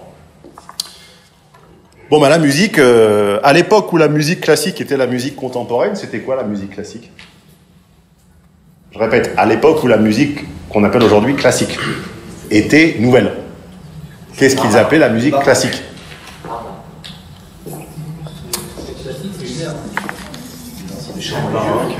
Eh ben, la réponse, c'est que on ne sait pas exactement. Ce qu'on sait, c'est qu'elle était certainement pas encore financée par la bourgeoisie, que certainement très peu de gens en écoutaient, que c'était élitiste, intellectuel, souvent lié à des textes poétiques ou religieux, parfois à la danse, encourageant toujours l'élévation morale. L'aristocratie, donc, du début du XVIIIe, reçut de ceux qui l'avaient précédé une forme de divertissement déjà mûr, prête à devenir l'expression officielle de sa domination. Ce qui est important, c'est la phrase suivante. Le public était encore celui des salons et des théâtres. C'était encore une fois donc un public restreint, un écosystème restreint. Les musiciens, c'était des employés, c'était quasiment traité comme des domestiques. Un musicien, à l'époque, c'était comme jardinier ou cuisinier. Puis est arrivé un compositeur qui commence par B. Beethoven et sa 9e symphonie. Vous vous souvenez du spectaculaire? Vous vous souvenez que le spectaculaire, c'est la valeur des valeurs? Eh bien, l'arrivée de Beethoven et sa spectaculaire, très spectaculaire pour l'époque, 9e, coïncida avec une porte ouverte. Vous l'avez en tête, la porte ouverte dans laquelle le marché réussit toujours à s'infiltrer, à s'enfiler. L'avènement de la bourgeoisie naissante qui pressentait le besoin donc de sa propre élévation au rang d'aristocrate des sentiments, selon toute vraisemblance, et en appliquant la même déclinaison, la même logique, le même protocole, Beethoven a marqué le passage de témoin entre le pouvoir aristocratique et le pouvoir bourgeois. La 9e était très longue, on la disait même à l'époque trop longue. Lors de sa première représentation, la moitié du public s'est cassé. Donc sa durée excessive faisait allusion à une expansion de l'horizon humain. Sa difficulté suggérait l'idée que le développement spirituel devait passer par l'effort et la recherche. Et dans l'hymne à la joie finale, avec les voix et les chœurs, on évoquait Dieu. Donc ceci m'amène à un concept un petit peu nouveau. N'essayez pas forcément d'y retrouver vos 8 ou 9 premières conclusions provisoires. Là, on avance un petit peu. La 9e n'était pas encore ce que deviendra la musique romantique, mais elle traçait les contours du terrain. Elle préparait à l'arrivée de la musique romantique. C'est en cela que la musique classique a représenté pendant plus d'un siècle l'un des liants de l'identité bourgeoise. Quand nos grands-parents, par exemple, écoutaient Wagner, ils devaient l'écouter de nombreuses fois, jusqu'au moment où ils réussissaient à pas s'endormir, puis à ne pas décrocher, jusqu'à ce cap où ils finissaient par comprendre et être en mesure d'apprécier. La musique classique, c'est une leçon. Ça veut dire qu'il n'y a pas de récompense sans effort, ça veut dire qu'il n'y a pas d'âme sans profondeur, sans étude. Et ça, les barbares, ça leur pose un petit problème. Ça nous pose un petit problème. J'ai beaucoup de mal avec la musique classique, je ne m'exclus pas du chant des barbares, je le suis certainement en musique. Ça m'emmerde souvent profondément. Pourquoi ? C'est pas que je nie la profondeur, la subtilité, la beauté et l'effort. C'est l'écart entre la profondeur à atteindre, entre l'investissement que j'ai à y mettre, entre le temps que j'ai à y passer, et la quantité de sens, de mouvement, de vie, de billard, de dessin, de séquence, d'expérience, ça fait plus sens maintenant tout ça pour vous, qui va en sortir. C'est cet écart qui est complètement disproportionné.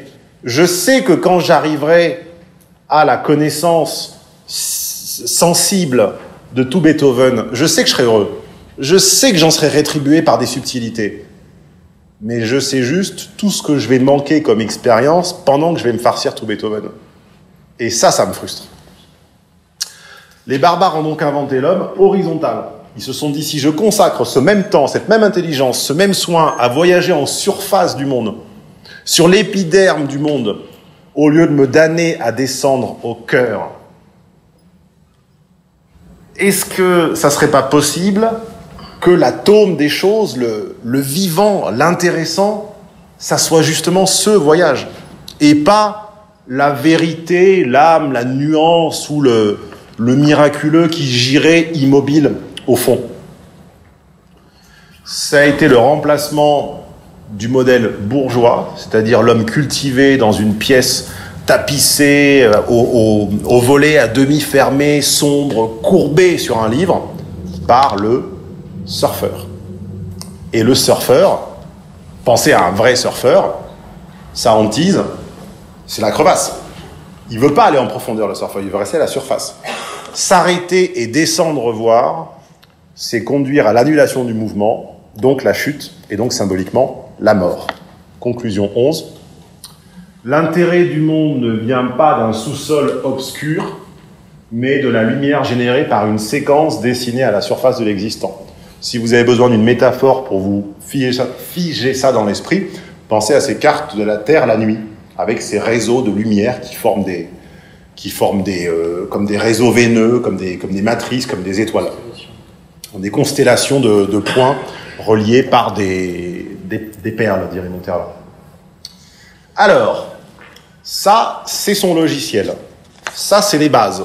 Ça, c'est sa symbolique.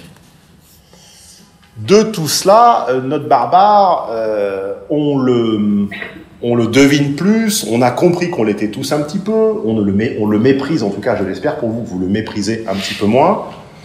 Mais vous êtes en manque de petits trucs concrets, de manies auxquelles on le repère, de sales habitudes, d'addictions.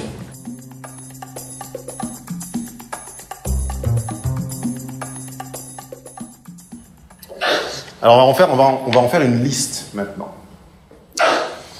Ça s'appelle les manies barbares. La première manie du barbare, c'est que il n'y a plus de critères de beauté qui comptent, il faut que ce soit spectaculaire. On l'a dit, mais pas n'importe quel spectaculaire. Un spectaculaire facile, qui dispense de l'effort. Un raccourci, une drogue. Souvenez-vous, l'effort, c'est plus une valeur. Ce qui compte, c'est le dessin à la surface des choses. Si j'interromps mon dessin, si je m'arrête pour réfléchir, si j'interromps mon voyage pour trop m'arrêter dans une ville, j'en perds le sens. Les étapes du parcours, les étapes du voyage de nos amis américains ne doivent pas les freiner, c'est-à-dire consommer leur énergie, mais les accélérer, c'est-à-dire leur fournir de l'énergie. Le spectaculaire, c'est l'unique façon dont on va surfer la crête de la vague. La manie 2, c'est tout mettre en image. Et en image rapide, brutale. Vitesse, montage, gros plan, musique, effets spéciaux qui réclament, pour être appréciés, de suspendre temporairement son intelligence. J'ai pris l'exemple de Michael Bay, il y en a des centaines. Tu citais tout à l'heure quelque chose que je ne regarde pas, qui est la télé-réalité avec les... Tu me parles des bruitages ? Ouais, les bruitages de télé-réalité, comment ça s'appelle, les nouvelles télé-réalités débiles. Là, en fait, ils utilisent des sets montages qui sont des bruitages de dessins animés. Donc en fait, on entend doing, boing, à chaque fois qu'ils finissent de parler, on a des bruitages de dessins animés. Je ne sais pas si vous avez observé, vous regardez des zappings de télé-réalité moderne, c'est des trucs qui sont faits de 7 à 77 ans pour une famille, et les sets de bruitage de montage sont des sets de dessins animés qui ponctuent les voix des intervenants. C'est marrant, c'est paradoxal avec réalité. Ça nous donne, non ? Oui, c'est une reconstruction de la réalité, un petit peu comme on... Une illustration sonore d'une réalité mise en scène. Comme les anciens reconstruisaient des monuments avec les restes qu'ils trouvaient de ce qu'il y avait sur place. Manie numéro 3, une fascination pour les séquences, on l'a dit, mais encore plus si la séquence permet de gagner du temps. Pourquoi The Artist a aussi bien marché ? Pourquoi Pulp Fiction a aussi bien marché, entre autres ? Ne me dites pas parce que c'est divertissant et spectaculaire. C'est divertissant, oui, assez spectaculaire, mais il y a quand même beaucoup plus spectaculaire. C'est pas exactement cette valeur-là. Qu'est-ce qui a plu ? C'est séquencé, justement, sur les différents... Je vais te le dire parce que le temps passe. Ce qui a plu dans The Artist, c'est que ça permettait à des gens qui n'ont jamais, comme moi, qui n'ont jamais vu aucun film des années 10, 20, 30 jusqu'à 40, 45, d'expérimenter en une fois toute une séquence de l'histoire du cinéma. Vous avez déjà vu avant, vous l'avez vu The Artist ou des extraits ou... Bon, vous voyez vaguement à quoi je fais allusion. Vous aviez une expérience auparavant des films des années 1900, 1910, 1920 ? Pas moi. Une séquence synthétique, c'est quand en allant à un endroit, en regardant un film, en faisant un truc, vous rattrapez 30 ans d'un savoir qui vous manquait. C'est comme les clins d'œil de Tarantino. Pulp Fiction, c'est une anthologie iconographique du ciné. Si vous regardez Pulp Fiction, vous découvrez, vous prenez le sucre, la moelle, le résumé du résumé, l'eau de parfum, l'extrait de l'eau de parfum de plein d'autres films qui, personnellement, manquaient à mon répertoire. Quand vous allez dans une Fnac ou dans un bookstore et comparez ça à ce qu'était un libraire avant, dans un bookstore, vous voyez, vous engrangez beaucoup plus d'expérience de monde que dans un libraire à l'ancienne. Le bookstore, c'est le lieu de recueillement du barbare, il le vénère. C'est un résumé grandiose d'un voyage entier. Ça vous présente des paysages, des croisements géographiques, technologiques également, parce que ça vend des casques, ça vend des trucs pour se connecter, ça vend des écrans, ça vend des films, ça vend des images, qui étaient impossibles, inimaginables aux libraires. Le centre commercial également, ça produit des séquences de consommation qu'aucun petit magasin ne sera en mesure de produire. Vous regardez le ticket de caisse d'une famille moyenne qui sort d'un bookstore ou d'un centre commercial, il y a des liens, il y a des médiations, il y a des séquences, il y a des produits divers qu'aucun petit magasin n'aurait pu amonceler au même endroit. Donc c'est pour ça que quand vous perdez votre temps à tenter d'expliquer à un barbare le drame de la disparition du petit commerce à l'ancienne, c'est négligeable. C'est le prix à payer avant la récompense de l'expérience. Et ce prix, il est tout petit. Il est tout petit, il est négligeable. Conclusion 12. Une séquence synthétique, c'est un énorme morceau de monde coagulé en un point unique. La manie numéro 4 du barbare, c'est que finalement, le sens, comme on l'a dit, il est tellement loin, il est tellement profond, il faudrait tellement s'arrêter et tellement manquer d'expérience pour peut-être parvenir à aller le chercher, que finalement, on va le délaisser et on va donner la primeur, le primat, à la technique. C'est-à-dire que finalement, n'importe quelle pièce du monde en vaut bien un autre. Hein. Parlez à vos amis américains et demandez-leur si le Parthénon c'est mieux que le Colisée, ou demandez-leur si Big Ben c'est plus sympa que la Tour Eiffel. Ils vont vous dire yeah, you know, it's cool. Puisque ce qui compte, c'est le voyage. C'est vrai ou c'est pas vrai? C'est le voyage, c'est le surf, c'est la séquence qui rend ces choses signifiantes. Le sens n'est plus dans les choses, il est dans la technique de celui qui les perçoit. Et comme la technique de surfer et la technique de voyager par séquence est à la portée de n'importe quel imbécile, pardon, j'ai émis un jugement de valeur, de n'importe quel barbare, qui n'est pas forcément un imbécile, j'ai enfin ma propre règle, il faut s'habituer à être entouré de la conclusion numéro 13, qui est la troisième et avant-dernière gifle de la journée, c'est que désormais n'importe quelle séquence, comme elle génère du sens, c'est potentiellement perçu comme une forme d'intelligence par quelqu'un. J'invite tous ceux d'entre nous qui, comme moi, produisent du contenu sur Internet, à se rappeler les fois où, de façon éberluée, ils ont quelqu'un qui leur ont opposé un argument ou un contenu ou un lien qui était grossier, grotesque, enfin qui était presque à pleurer de conneries, et dont la personne était convaincue jusqu'au fond de son ADN qu'elle avançait un argument sérieux. Tout ce qui fait sens, tout ce qui s'inscrit dans une séquence, potentiellement, c'est aussi intelligent que vous. Manie numéro 5, pas trop vous plaire celle-ci, quoique, si les barbares sont bien tels que nous avons tenté de les décrire jusqu'à maintenant. Alors, que faut-il penser d'une idée consistant à pulvériser le sens, en l'occurrence le pouvoir, à la surface d'innombrables points équivalents, qu'on appellerait par exemple des citoyens, au lieu de le maintenir ancré en un seul point sacré, qu'on appellerait par exemple le roi ou le monarque? Imaginons que ce processus, ce protocole de pulvérisation aboutisse non pas à nommer le plus savant, mais le plus cliqué, autrement dit celui pour lequel on a voté en majorité. Imaginons que sa légitimité ne vienne plus du dessus, c'est-à-dire Dieu, mais d'une trajectoire horizontale, la majorité des citoyens. Et imaginez que de cette trajectoire horizontale, qu'on appellerait par exemple la démocratie, naissent systématiquement des idées et des solutions qui sont le plus large consensus possible, qu'on appellerait par exemple le juste milieu. Imaginez qu'on répète ça tous les 4 ou 5 ans,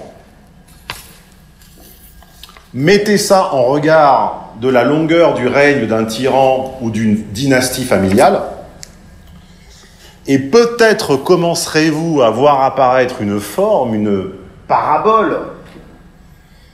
Peut-être remarquerez-vous que l'expression de la démocratie, c'est désormais une technique qui tournerait à vide, célébrant une valeur reconnaissable et une seule, elle-même. C'est-à-dire que qui n'a pas déjà eu l'impression que égalité, liberté, etc., ça coulait à pic, et que finalement la seule valeur effective de la République, c'est la République.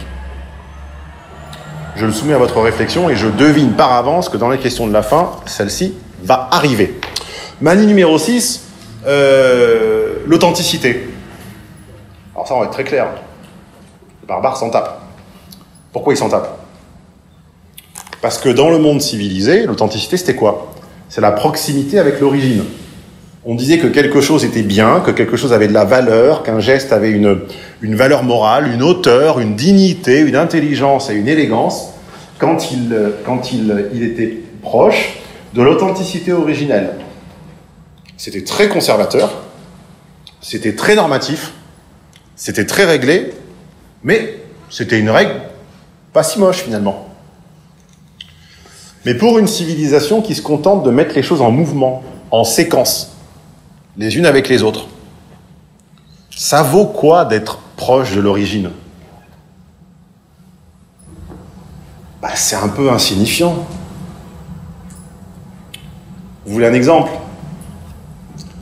Marilyn Monroe. C'est quoi l'origine du visage de Marilyn Monroe? Elle ressemble à quoi, en fait, avant de devenir Marilyn Monroe? Ça intéresse qui? On s'en fout. Ça n'intéresse personne de savoir à quoi ressemble Norma Baker. On a en tête des séquences de Marilyn Monroe sur un poster dans sa chambre quand on était petit, caché honteusement chez le boucher derrière la balance. À qui ça intéresse qui? Alors, vous allez me dire, l'icône, il y a plus frais, il y a plus jeune comme icône, mais prenez Nabila. Prenez Zaya. C'est du plastique, leur visage. Elles ne sont pas ces personnes-là. Ça intéresse qui de savoir à qui ressemblait Nabila avant? Personne. Mais même pas Closer. Personne. Personne, ça n'intéresse personne. Tout le monde s'en fout de l'origine. Ce qui compte, c'est le voyage. C'est la séquence. Ce qui devient authentique pour le barbare, c'est pas le vrai visage. C'est ce qui se cristallise dans l'opinion collective, dans la perception collective. Et Marilyn, elle est bien cristallisée.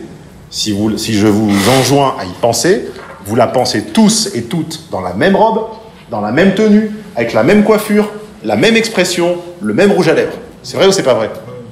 Et on s'en fout d'à quoi elle ressemblait Norma Baker ou Norma Jean Baker. Vous allez me dire, oh là là, ça y est, il a 40 ans, 41 demain d'ailleurs, merci. 41 demain, il nous cite des Ava Gardner et des Marilyn Monroe. Non, on revient dans le concret là. On se fait un petit coup de BFM TV. Avez-vous vu récemment dans un journal ou dans quelconque média un journaliste tenter de recomposer le visage originel des choses, la cause des événements, l'origine profonde des séquences, la vérité? Personnellement, non. Donc soit je ne suis pas abonné aux bonnes chaînes d'infos, auquel cas il faut me les dire, soit j'ai raté quelque chose. En revanche, ce dans quoi ils excellent et que je ne saurais pas faire, c'est suivre des trajectoires. C'est quoi un journaliste? C'est quelqu'un qui est au courant de ce qui se passe, et c'est ce que j'ai essayé d'expliquer à François à l'UPR, mais il était un petit peu dur de la feuille à l'époque. Un journaliste est quelqu'un qui sait que vous existez, et il sait ce qui se passe dans le parti. Mais c'est pas mûr. C'est pas mûr pour en parler. Un journaliste, c'est quelqu'un qui suit la trajectoire des faits et repère le point exact où cette trajectoire, ce billard, cette séquence, cette parabole, ce geste va croiser une disponibilité, une écoute collective, une disponibilité qui a fleuré à la surface du public, mais sans encore éclore. Et c'est dans la conjonction de cette trajectoire et de cette nouvelle disponibilité que les faits deviennent des infos. Avant, les faits ne sont pas vrais. Un exemple très concret, on ne voit l'UPR dans les médias que depuis le Brexit. C'est ça qui l'a fait exploser. Tous les journalistes savaient qu'il existait. Il n'a éclos que parce qu'un événement extérieur, qui n'est pas technologique, qui n'est pas sociologique, c'est pas la clim et c'est pas l'analphabétisme, c'est la politique. Un élément politique a modifié le contexte et a créé une disponibilité, a créé une écoute collective, a mis un air à vif. Et là, bizarrement, je l'ai vu en page principale d'RTL, du Monde, avec ses menottes. Si vous voyez pas de qui je parle, j'ai pas le temps de vous l'expliquer. Donc les faits deviennent des infos à la conjonction de la trajectoire et d'un air à vif, d'une disponibilité collective. Souvenez-vous-en. Le journalisme est donc, si on raisonne de cette façon, c'est le fer de lance de la barbarie triomphante. En déplaçant le barycentre des faits de leur origine à leurs conséquences, en ressentant par pressentiment, je sens avant que ça ne se produise, la quantité de mouvement qu'une info est susceptible d'impulser dans votre tissu mental. Il le sait ce qui se passe. Mais s'il devine que vous n'êtes pas prêt à vous mettre en branle pour cette info, à la partager, à la commenter, à la porter avec vous, à la partager avec vos amis, à y réagir, il vous la dira pas. Et donc cette info, cette info, eh ben, elle n'est pas vraie, elle n'existe pas. Elle est là, elle affleure à la surface du monde, mais tant qu'il ne vous sent pas disposé, il ne vous la donne pas. Conclusion 14. En médias, la valeur de l'information ne réside pas dans son caractère authentiquement intelligent, mais dans la trace qu'elle va laisser en percutant d'autres morceaux du monde. Manie numéro 7, on approche de la fin, la glorification de la différence. En musique classique, c'est-à-dire dans un style musical dont le répertoire et les conventions étaient finis et définis une bonne fois pour toutes, de façon quasi presque maniaque, on pourrait dire, le progrès, c'était quoi? Le progrès, c'était de faire mieux. Il y a plein de critiques musicaux que je tiens en haute estime, qui sont je n'ai pas cette capacité, mais qui sont en mesure de vous démontrer que en Mozart, c'est un Haydn plus expressif. Que Beethoven, c'est Mozart avec la compréhension de la sociologie du XVIIIe. Que Schubert, c'est Beethoven, mais plus développé et raffiné dans le romantisme. Bref, en musique classique, chaque pas tente de compléter, prolonger, affiner le précédent. La garantie du sérieux, c'était souder l'ancien au nouveau. Mais en barbarie, ce mode de développement, ça correspond à rien. Le pas en avant, c'est la hiérarchie. La hiérarchie, c'est la verticalité. La verticalité, c'est la discrimination. Et discriminer, comme vous le savez, c'est pas bien. La vertu suprême, c'est le mouvement. Souple sur ses appuis, hop, hop. Et le mouvement, c'est quoi? Il faut faire quel mouvement pour croiser des trajectoires et des écoutes collectives? Là, ça devient compliqué parce que je relis la partie d'avant. Trajectoire, écoute collective. Je dois être capable de faire quel mouvement pour intercepter des trajectoires? Des pas en avant ou des pas de côté? Des pas de côté. C'est quoi une news? Il y a quoi dans le journal? Il n'y a pas ce qu'on savait la veille plus approfondi. Il n'y a pas de pas en avant, il y a des pas de côté. News, ça veut juste dire que c'est nouveau. Ça veut dire que c'est différent de la veille. Les news, ce sont des informations qui ne sont ni plus approfondies, ni plus pertinentes, ni plus sourcées que la veille, qui sont juste différentes. Et ça, c'est la valorisation, la glorification de la différence. C'est bien parce que c'est différent de la veille. Manie numéro 8, le nomadisme mental. Vous avez tous noté cette tendance consistant à adjoindre à la presse des produits dérivés, des adjuvants. Donc on va acheter le journal, puis on a un film avec. On avait il y a quelques années un DVD, maintenant on a peut-être une carte mémoire, je sais pas quoi. Un bouquin, un objet à collectionner, un échantillon de parfum. Ça, vous l'avez vu. Si vous l'avez pas vu, vous me croyez sur parole. Bon, demandez à votre voisin. Mais est-ce que vous saviez que ça rapportait plus en pourcentage du chiffre d'affaires que le journal? L'objet fourgué avec rapporte à peu près autant que la pub papier. Le journal, il est bien là. Il est au centre. Si tu l'enlèves, tu n'as plus rien. Tu ne peux pas vendre juste le gadget de merde en plastique sans le journal. Donc le journal, il est là au centre, il fournit le combustible. Mais tout l'argent part à la périphérie du système. Et c'est le moment où vous voulez des exemples. Allez, Las Vegas. Qu'est-ce qui rapporte le plus? Non. Les boîtes, les hôtels et les théâtres. Plus que les casinos. Par contre, si vous supprimez les casinos, c'est plus Las Vegas. Le casino reste au centre du système, mais l'argent, le sens, part en périphérie. Ça, c'était pour un exemple un peu macro. Un exemple un peu micro qui est rond et qui fait plus ou moins cette taille-là. Qu'est-ce qui est rond, qui fait à peu près cette taille-là et qui vaut 1,50 € ou 2 €? Un Big Mac. C'est quoi le goût du steak dans le Big Mac? Quel est le goût, pas du Big Mac, quel est le goût de la viande? T'as déjà tu pourrais me décrire le goût de la viande du Big Mac? T'en sais rien. Personne sait le goût de la viande dans le Big Mac. C'est la périphérie qui fait la différence. C'est le reste. C'est la sauce. C'est les condiments. C'est les adjuvants. C'est le prix. C'est le nom. C'est ce que tu as avec. C'est l'expérience. Personne sait le goût du steak de McDo. Et ça fait 40 ans qu'il y a McDo en France. On ne sait pas quel goût ça a. Tu ne peux pas me le décrire. Même mentalement, tu ne peux même pas t'en souvenir du goût que ça a. Autres exemples, le slip Armani. Hein.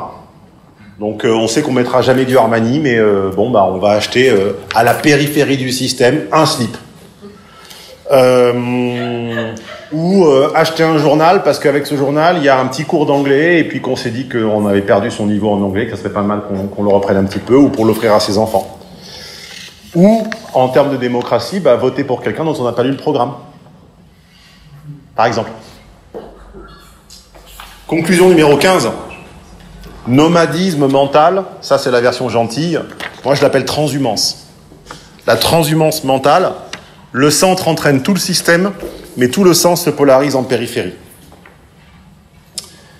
Dernière manie, et il sera l'heure de nous quitter après vos questions, je sais c'est vite passé, enfin en tout cas j'espère. Le renversement des hiérarchies existantes. Si vous tenez votre promesse faite il y a près de 2 heures, t'as vu, j'ai dépassé, je te l'avais dit. Si vous tenez votre promesse, vous vous êtes engagé, vous avez juré devant Dieu ou qui vous voulez, de ne pas trop mépriser le barbare, de ne pas trop le juger, de ne pas le balayer d'un revers de main. Si vous avez tenu votre promesse, si on laisse de côté tous les débats de goût, de jugement, de qui a raison, il reste quand même un truc indubitable, un truc indiscutable.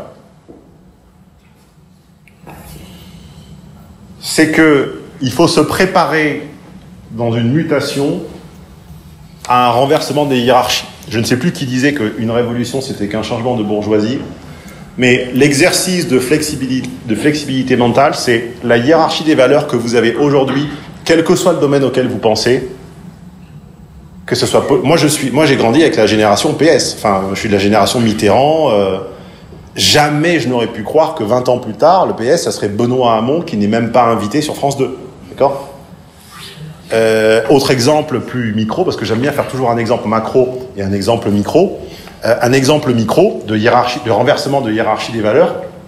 Je me rappelle quand j'ai grandi, évidemment, aucun objet n'était connecté ou connectable. On avait une télé qui ne faisait que télé, on avait une stéréo qui ne faisait que musique et on avait un magnétoscope qui ne faisait que ça.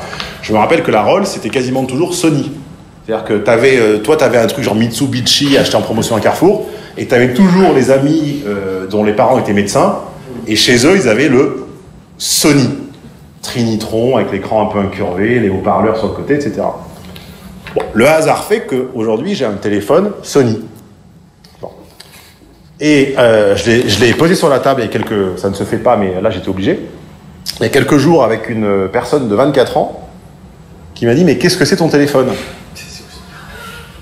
Et j'ai dit, c'est écrit dessus. C'est un Sony.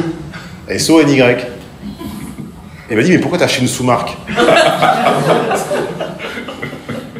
Donc j'ai regardé les ventes de téléphones, et les premiers au monde, c'est Samsung. Moi, à mon époque, c'était Samsung la sous-marque. C'était la honte. La honte des hontes. Avoir un truc Samsung, c'était au-dessus de Gold. Le pire, c'était Samsung, Gold Star. Et c'était coréen, c'était la déchéance, c'était vraiment montrer au monde que l'on était encore en ascension bourgeoise, mais on n'avait pas encore les moyens d'avoir Philips, Sony, Panasonic. Bon, aujourd'hui, un téléphone Sony, c'est méprisable. C'est comme les Pumas. Un jour, ma mère m'a acheté des Pumas dans les années 80, je les ai mises une fois, tout le monde s'est foutu de ma gueule. Maintenant, Puma, c'est cool. À l'époque, il fallait Reebok ou Nike. Aujourd'hui, Puma, c'est plus cool que Reebok. Bon, bref. Donc, renversement des hiérarchies préexistantes. Chaque civilisation évalue celles qui l'ont précédée à la pertinence avec laquelle elle a su préparer l'habitat mental. Là, j'ai perdu des gens. Où il lui revient de vivre. Je répète. Chaque civilisation évalue celles qui l'ont précédée à la pertinence avec laquelle elles ont su préparer l'habitat mental où il lui revient de vivre. Si l'Ancien Régime, par exemple, avait gardé son poste et son rang, Beethoven serait resté un excentrique. Un mec qui faisait des symphonies trop longues, trop compliquées et construites de façon trop rigide.